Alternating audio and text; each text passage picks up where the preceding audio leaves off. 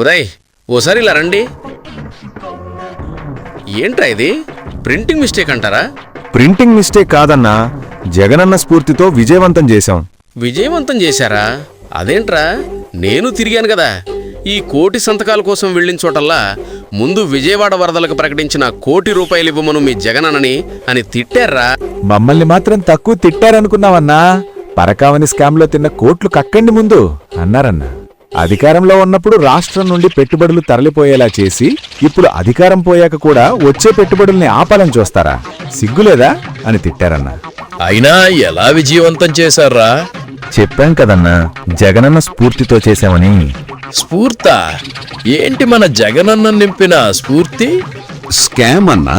అవునన్నా. ప్రజా వ్యతిరేకత లేని ఈ పీపీపీకి వ్యతిరేకంగా 1,00,00,000 సంతకాలు సేకరణంటే సాధ్యమా అన్నా? అందుకే జగనన్న స్కాముల్ని స్ఫూర్తిగా తీసుకుని సంతకాల స్కామ్ చేశామన్నా. ఈ విషయం మన జగనన్నకు తెలుసండ్రా. తెలియకపోవడమేంటన్నా, ఇది స్కామ్ అని తెలిసాకనే తన కార్యకర్తలు కూడా తన అడుగుజాడల్లో నడుస్తున్నారని ఆనందించి శాలువాల కప్పి సన్మానం కూడా చేశాడన్నా. అయ్యి ఖచ్చితంగా శాలువాలు అయి ఉంటారా? సిగ్గుపడేలాగే ఉన్నాయిలే. మన పనులు మన పార్టీ పనులోనే. వెళ్ళండి.